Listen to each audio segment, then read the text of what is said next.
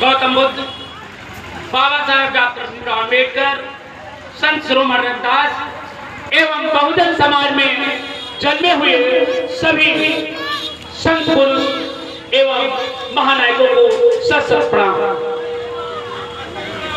बहुत अच्छी बात अभी हमारे एक युवा साथी कह रहे थे कि आज हमारे बीच में तमाम संगठन बन गए हैं, तमाम नेता पैदा हो गए हैं जो समाज को बेचने का काम कर रहे हैं।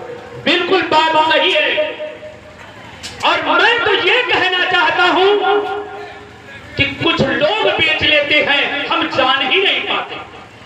जब मनवर काशीराम साहब ने कहा था तेरे कौटराज और तलवार वालों को मुझे वोट नहीं चाहिए, तब हम सत्ता में थे और मैं धन लालच ले जाने के बाद हम सत्ता से दूर चले गए।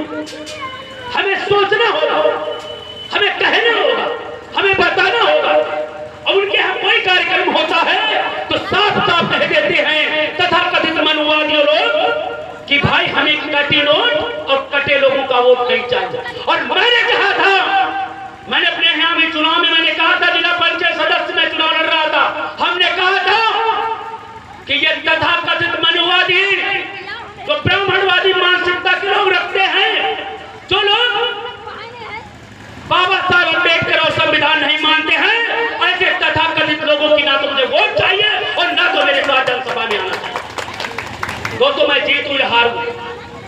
और दोस्तों रही बात, मैं कोई चुनाव ही नहीं लड़ने जा रहा हूं, मैंने लड़ा तक और अगर मैं भविष्य में कहीं से चुनाव लड़ूंगा तो ये मंच से सुनेंगे कि मैं ऐसे लोगों को वोट नहीं चाहिए और वो हमारे समाज में अगर आएंगे तो फिर वही दशा होगी जो हमारे भाइयों के साथ करते हैं।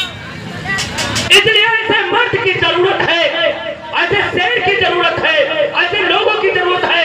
आज हमारे बीच में जो आते हैं तथा कथित मनुवादी लोग, वो चंद दिन में जय भीम का नारा ले लेते हैं, हम कंधे पे बैठा देते हैं और गांव में घुमाते हैं। वोट लेने के बाद ये बेईमान जाने के बाद विधानसभा में बोलते नहीं। बताओ आप मनुवादी हैं कि वो मनुवादी? मैं ऐसे मनुवादियों को भी धक्का मार के भगाना होगा, तभी हमारा आपका भला होगा। अन्यथा डंका बजाते रहेंगे हम आप लुटते। हम 85% हैं, कितने 85, और जितने बहुजन समाज के लोग, दलित पिछड़े और अल्पसंख्यक के समाज के लोग एकजुट हो जाएंगे, ये पता नहीं कहां भाग के खड़े हो जाएंगे, पता नहीं कहां दिखेंगे, ये इनका नामो निशान मिट जाएगा जिस दिन हमारा समाज जाग जाएगा।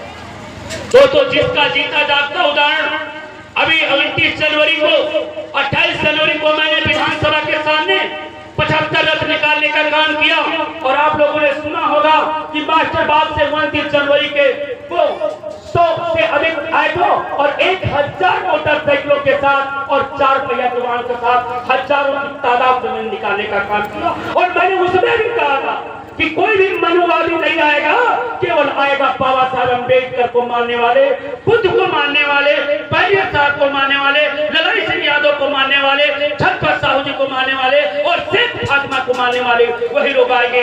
दूसरे लोग आएंगे तो जो हमारे समाज के साथ करते हो वही तुम्हारे साथ। तो आपके अंदर हिम्मत तो नहीं होती, उससे पूछिए।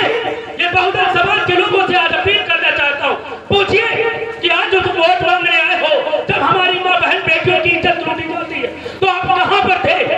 पूछा।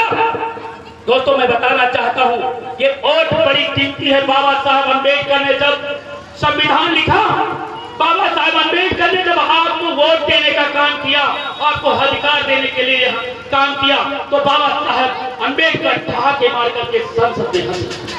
कहा बाबा साहब आज मुस्कुरा रहे हो? उन्होंने कहा क्यों मुस्कुरा रहे हो? तो उन्होंने एक ही बात कही कि अभी तक रानी की पेट से राजा पैदा होता था, मगर आज से बहुजन समाज का नेता आज से लोहे की पेटी से पैदा होगा और हमारा समाज पैदा होगा। दोस्तों कुछ ही दिन में चालाक और चतुर लोग हमारे समाज को खरीदना शुरू कर दिया और खरीदने का कारण ये हुआ हम बिकते गए, टूटते गए। आज यहाँ पर आजादी के 76 साल बीत जाने के बाद, आजादी के लगभग 1-2 बार यहाँ के पुजारी रहे होंगे, इसके बाद ये सुरक्षित सीट हो गई और सुरक्षित सीट होने के बाद भी आज हमारा अनुसूचित जाति से दलित कहते हैं, वो जीतने के बाद क्या विधायक बोला कि आपकी जब संसद में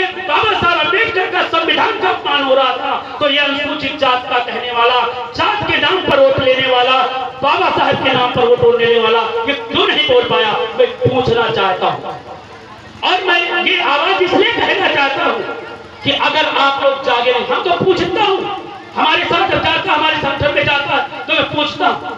और ये यहाँ नहीं बैठता, मैं विधानसभा के सामने करता हूँ जहाँ पे हमारी बहनें गई थी। मैं 3-4 मेडिकल कॉलेज में भी मैंने मीटिंग कराया, उसके अंदर भी करता और कहा अगर हमारे समता स्वतंत्रता एकता का विरोध करेंगे, संविधान का विरोध करेंगे तो मनुवाद का सबसे बड़ा विरोधी राजेश कुमार सिद्धार्थ खड़ा।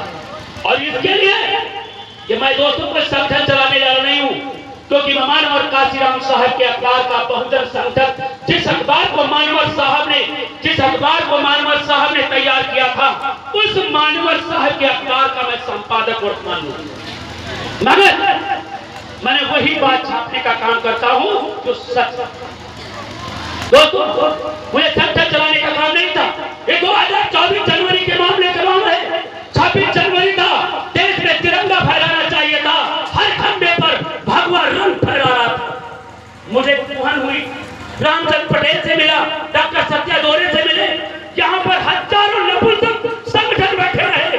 मैंने हजारों लोगों को बुलाया कि आप आइए, सब लोग मिलिए और एक बार भगवा अगर फैल सकता है तो नीला कमल। मैंने 28 जनवरी को 2024 में विधानसभा के सामने में संविधान और अम्बेडकर रथ निकालने का काम किया और 75 पिछले साल। दोस्तों